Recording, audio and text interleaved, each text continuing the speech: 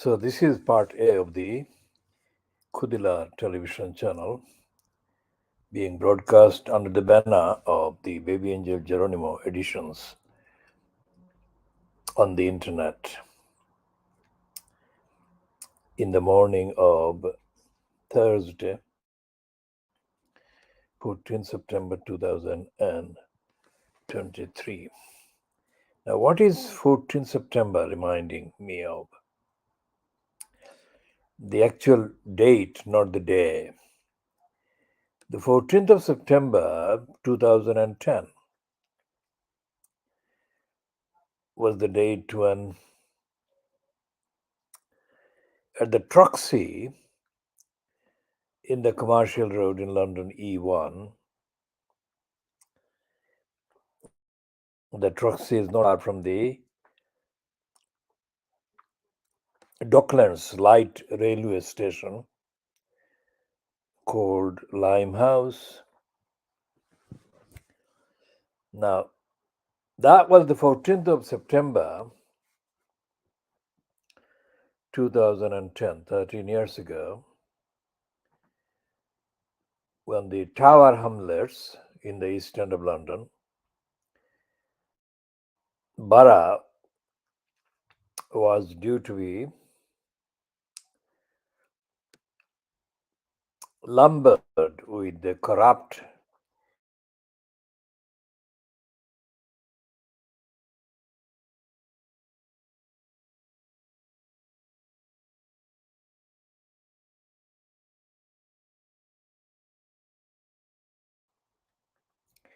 at that date.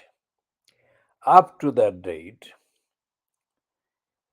the Labour Party's candidate for the post of elected mayor at the expense of democracy, demography, the people of Tower Hamlets was stated to be Lutfur Rahman. And the Troxys, what appeared to be a celebration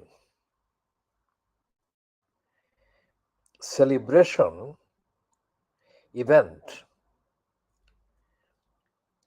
where people were invited to take part in a meal. But the cost of that meal to the individual morally, if there was any morality in any of it, was that the participants would have to suffer the spiels by the likes of, up to that date, unheard of Politico called Rabina Khan. I never heard of her, and I should not have heard of her.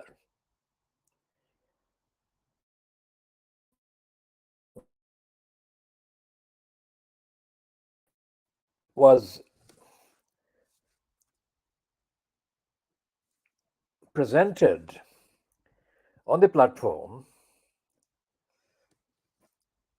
as the person presenting the glorious event, and Lutfur Rahman was being described as the Labour Party's nominee. Also on the stage at the Troxy on the 14th of September 2010 was a crook,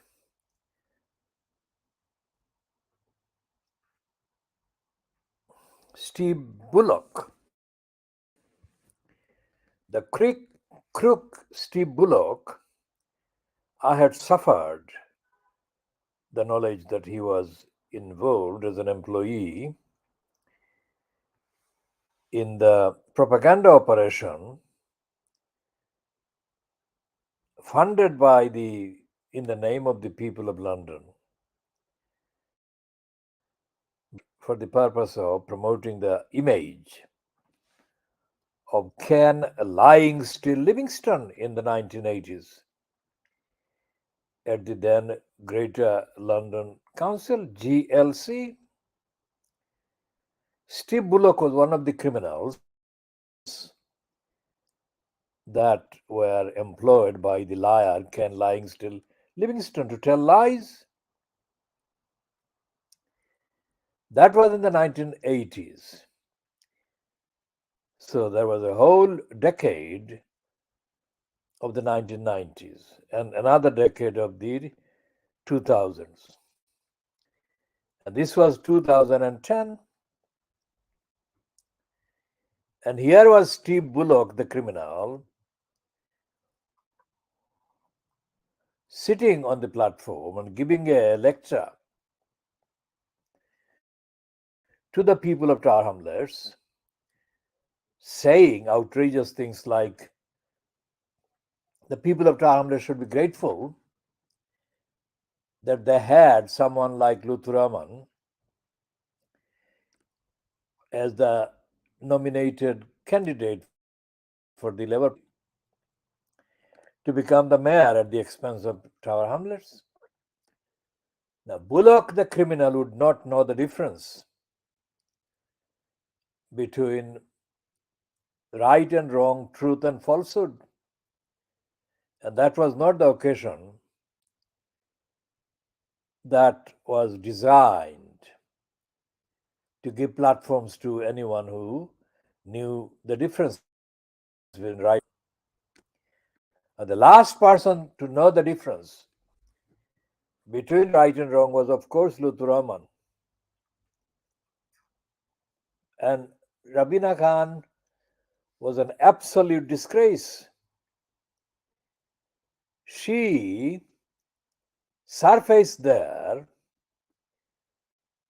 and was giving a performance, a prepared script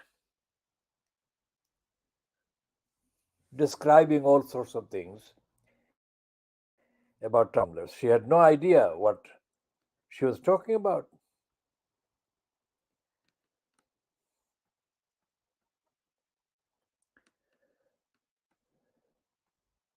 Of course, that was the date, 14th of September 2010, that such an event took place for the last time, because after that, shortly after that, within literally hours of that event taking place, Lutfur Rahman was no longer the Labour Party's candidate for the post of mayor.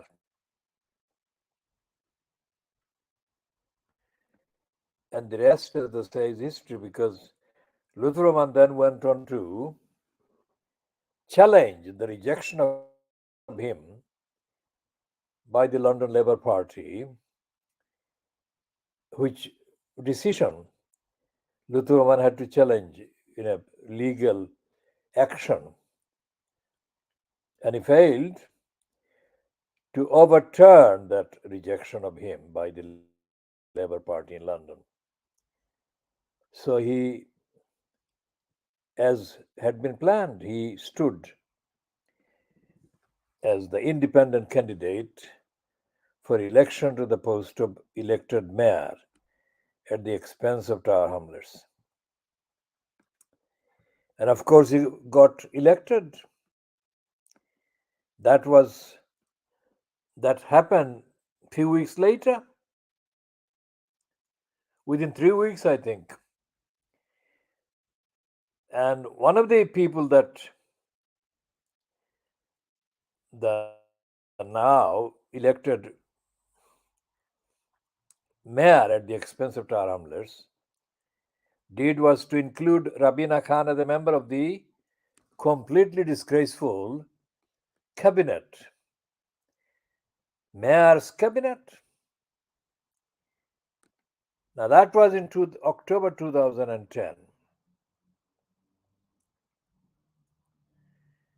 So the years 2010, calendar years I'm counting, 2011, 1 year, 2012, 2 years. In the period since the October election 2010 and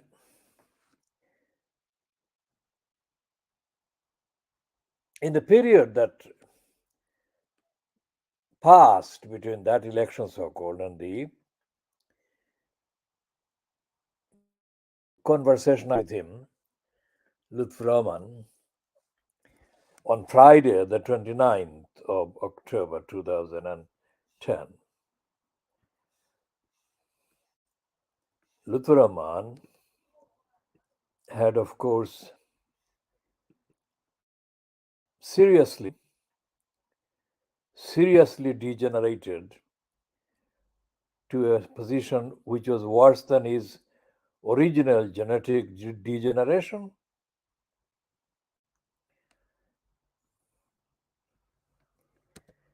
I'll come to that in a minute.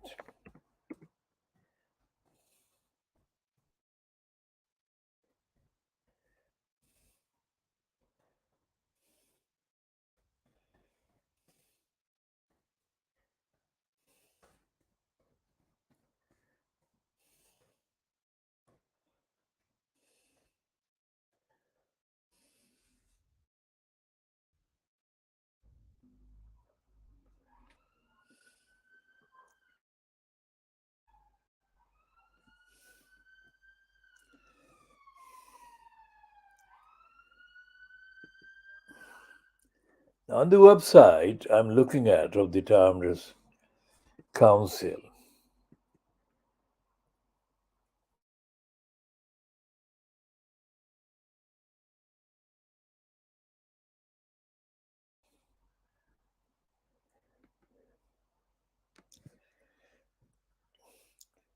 which says Mayor Luthraman, and the next line is title, within brackets, Executive Mayor, Party Aspire. And then it says more information about this councillor. Now, Luthraman is not a councillor, but then Taramlar's council is not supposed to be operated by intelligent people, literate people. The post of executive mayor is not a post of a councillor.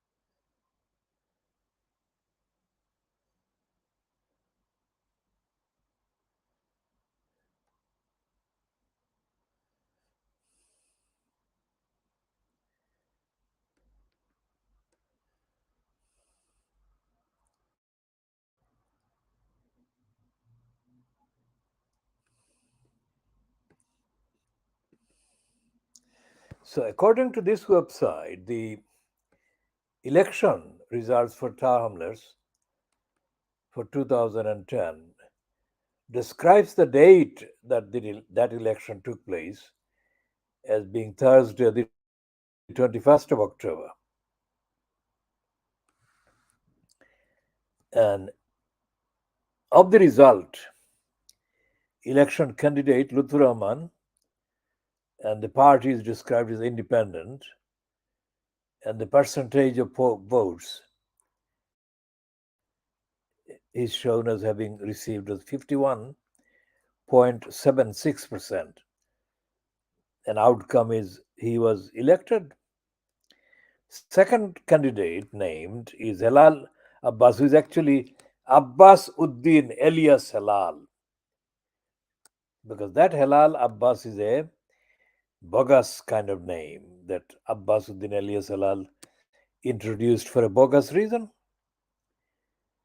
And the party described for Abbas Uddin alias Halal is Labour Party, and he got 25.02% of the votes, and the outcome is shown as not elected.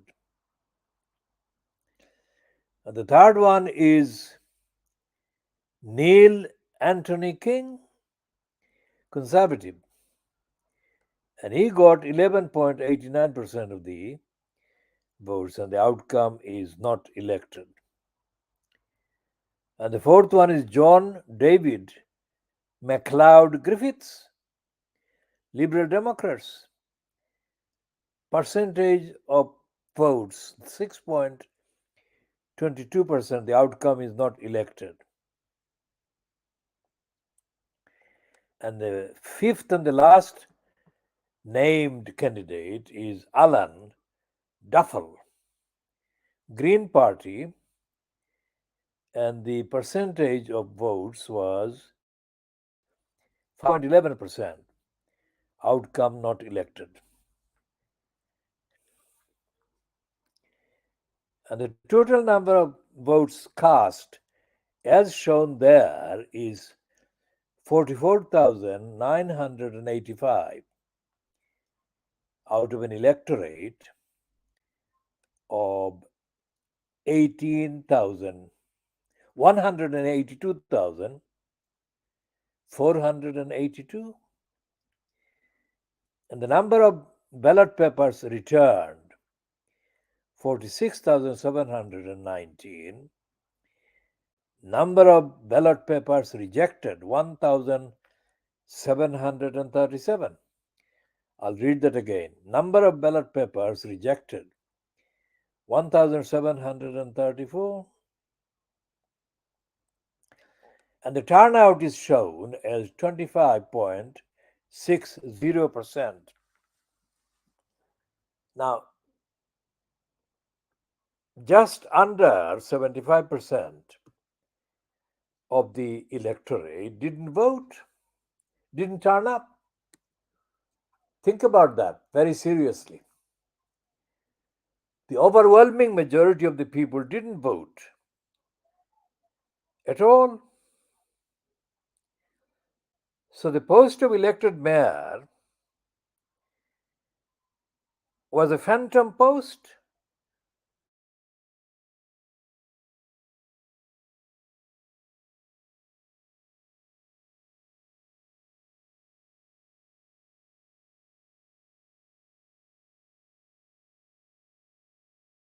Essay on the corruption and criminality of mayor post in Tar Hamlets that we are starting with this edition of the KHOODEELAARTV television channel, broadcast on the internet under the banner of Baby Angel Geronimo Editions.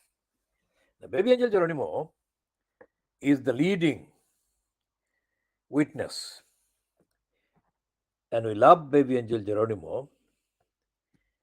And Baby Angel Geronimo was born in New Zealand 10 years ago. And Baby Angel Geronimo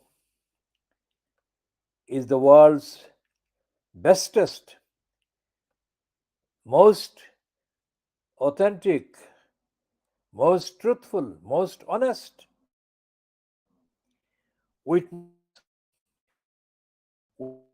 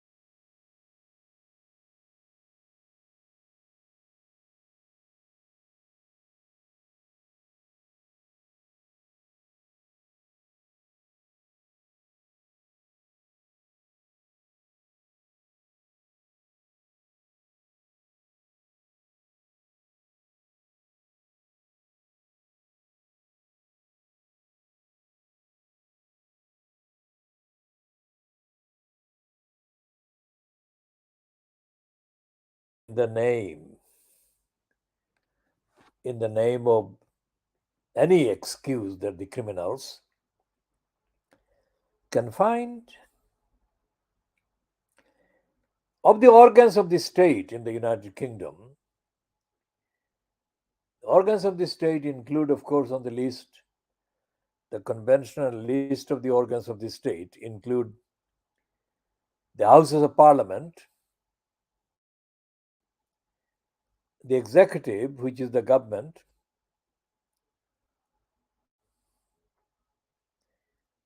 and of course the judiciary. The executive, the House of Parliament, and the judiciary. About the judiciary, the British judiciary is the most corrupt judiciary, which repeatedly served the twisted, perverted, criminal purpose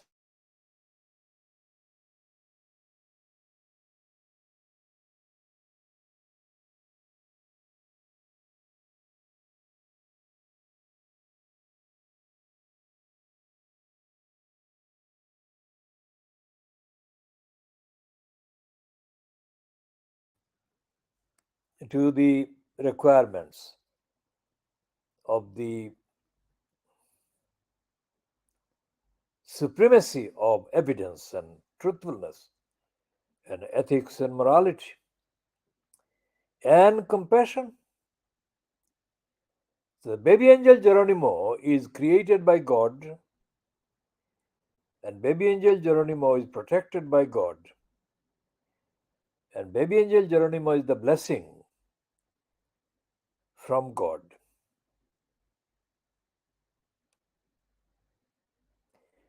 There exists no human being, there exists no other being in the universe that can do to protect baby angel Geronimo what God alone can do. So the baby angel Geronimo looks at the list of the criminality and the lies and the untruthfulness of the defra morons and criminals. And baby angel Geronimo asks God,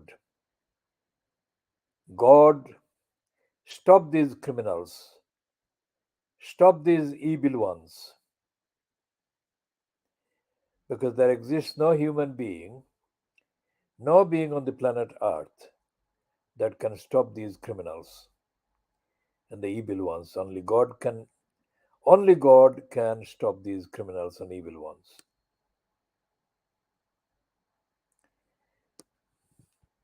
For example, the evil judge called Griffiths. The evil judge called Griffiths sat in a perfunctory, completely bogus sitting on the 29th of July 2021 in the London High Court. And Griffiths, one of the licensed law traders appointed to be the judge of this case,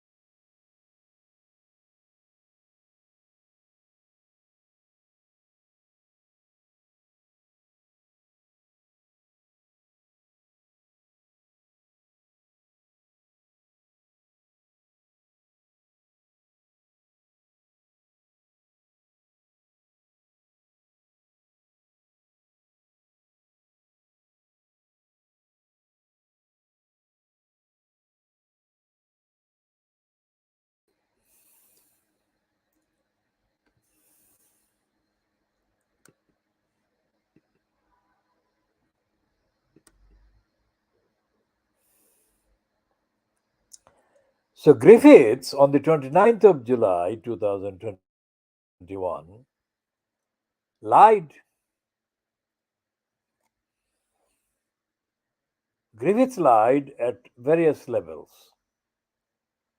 Now, it must be remembered that how many High Court judges are there in this country at this day of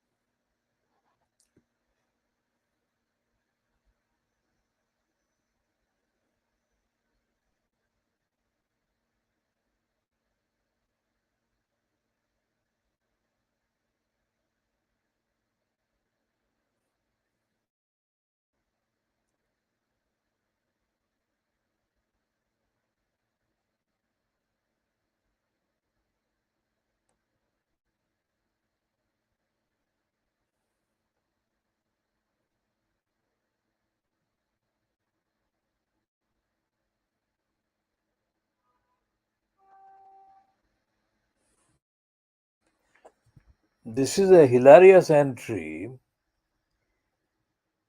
on a woman called Dame Parmjit Kaur Chimagrab. She is described in the wiki entry as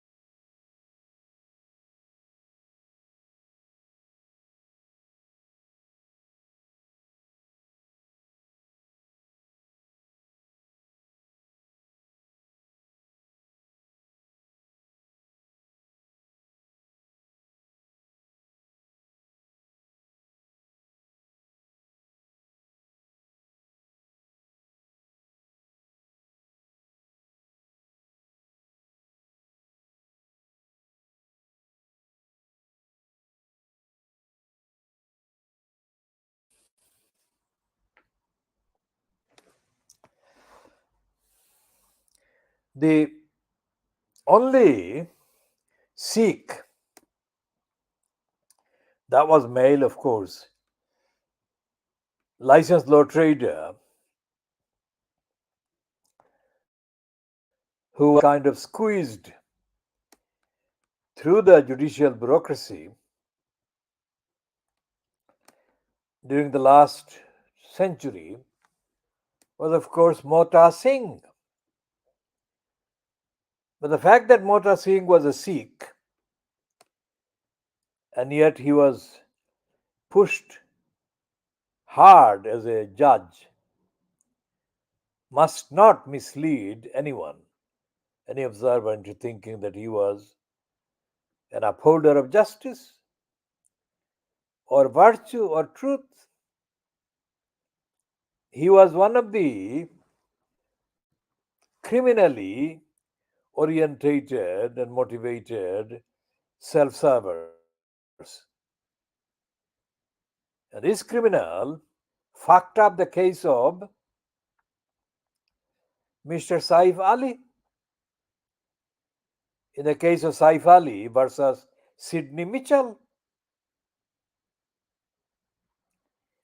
Now, the case of Saif Ali versus Sidney Mitchell is on the records as a significant case about the role of the licensed law traders and their clients.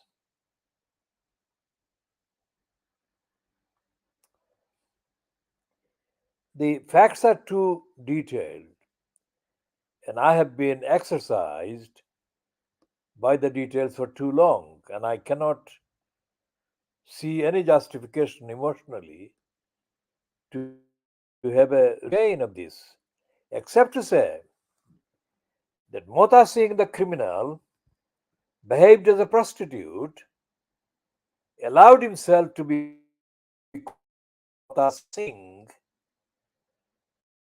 whereas his actual role was to behave as a rubber stamp for the racist status quo and the corrupt status quo, which is the British English judiciary.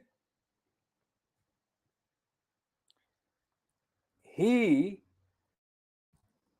was already primed from the very outset to be hostile to Asians, to Africans, but especially, particularly, aggravated state of hostility aimed at anyone remotely sounded like a Muslim, which Mr. Saif Ali was.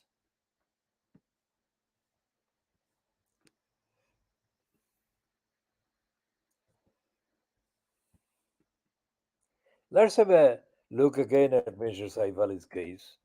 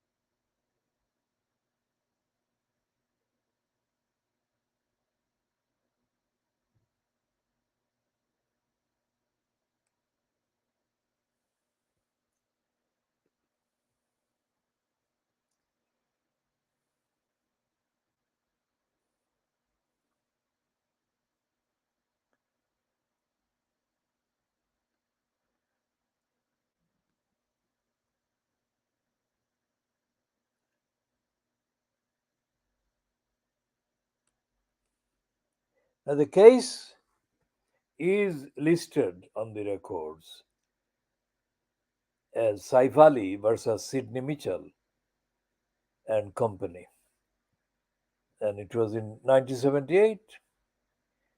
And the citation details are EKHL 6, 3 All England Law Reports, 1033, and the legislation that is referred to is cited here as Civil Evidence Act 1968. Whatever the details of the bureaucracy,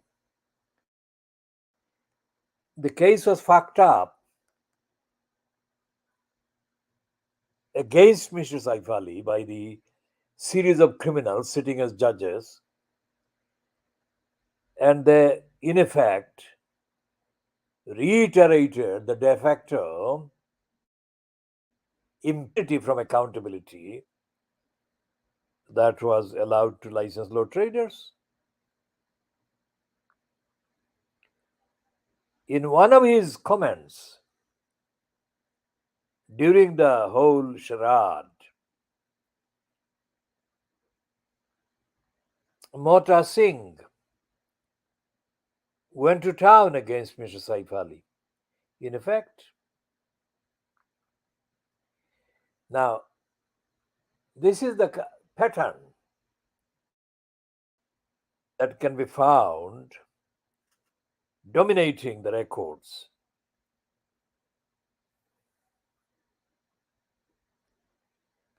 where the discrimination against the rights of the likes of Mr. Saif Ali and the violation of the rights of Mr. Saif Ali and the contempt shown to the concept of fairness, due process, and justice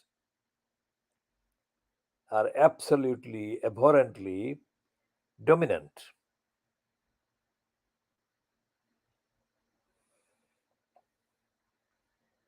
So, going back to the actual role played by the judges and the judiciary, anyone who says that, and I'm going to have to refer to the other prostitute role player, David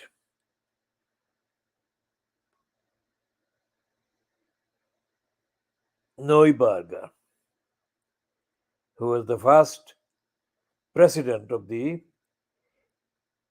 restyled UK Supreme Court in 2017 when he gave a prostitute spiel, judicial prostitute spiel, at a very tiny gathering of Australian, can you believe that? Australian, for fuck's sake, kind of interested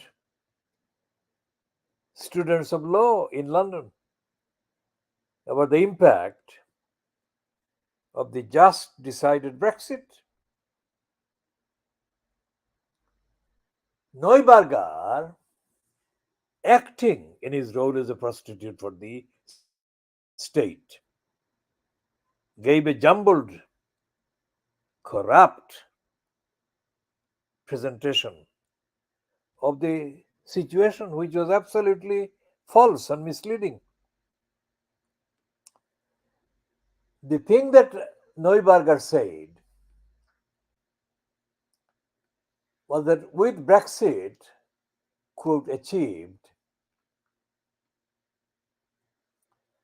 the lucrative trade of prostitution, pimping, and prostitution in the law got more attractive than it had been before. And Neuberger said in July 2017 that some of the world's most high profile cases, disputes, would now be brought to London to be resolved through the London courts. He, of course, wasn't, and he couldn't be talking about the lower courts in London, like the magistrates' courts or the county courts. Neuberger was talking about the divisional courts in the High Court as the lowest tier of courts where the thing would be begun. Things would be begun, the commencement of the various litigation that he was kind of anxious and very excited to be part of would be mounted. Neuberger became the president of the Supreme Court because of his lying, his facilities at lying. All the judges, all the judges are appointed on the basis of their ability to tell lies, on their abilities to tell lies, and to make the telling of the lies as if those were highly ethical gems plucked from somewhere out of this world. That is how corrupt the British judiciary is, always has been. So when Mata Singh, the Sikh prostitute put in the post as a judge, was involved as one of the judges in attacking the rights of Mr. Saif Ali against Sidney Mitchell, the company, he wasted no time before he denounced everything Mr. Saif Ali was entitled to. That's why the injustice is perpetrated. When the licensed law trader, barrister, or sole cheater, solicitor, is given impunity from accountability for their stupidity and dishonesty as perpetrated against their so called clients, then there is no way that the client can begin to get any justice whatsoever, even in the process, let alone in the outcome. And the coverage of the corrupt judiciary by the so called Fleet Street is as corrupt as it could be. There never is real examination of the evidence, the presentation of the evidence, and the perpetration of the injustice and the criminality that take place through the courts. The papers don't do that, they don't investigate. The only exception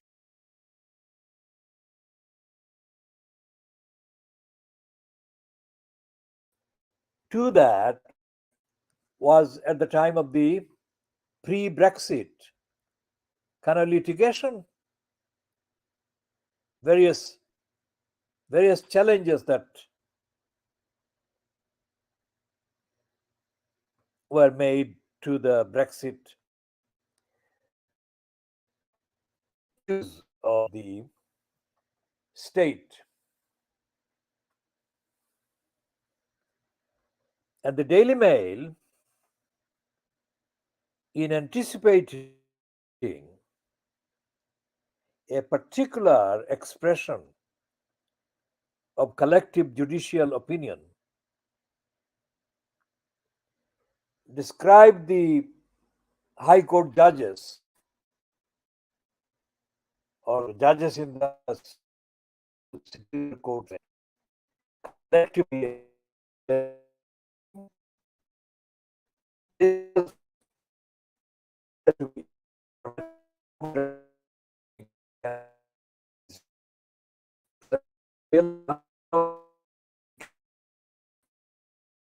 and far more dull than the headline suggested.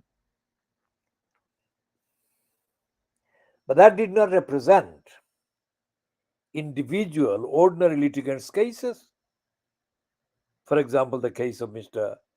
Saif Ali against the company Sidney Mitchell, or the barrister that misled, misrepresented Mr. Saif Ali. It was the Daily Mail doing a stock thing, creating the brainwashable, priming the brainwashable collective of the Little Englanders to be brainwashed again and to be brainwashed to feel confident,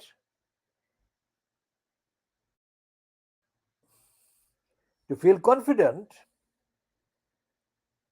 and safe at the outcome that went for Brexit.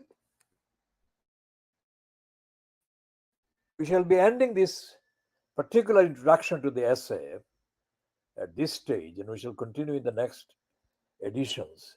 This has been 52 minutes or 53 minutes, and we are ending at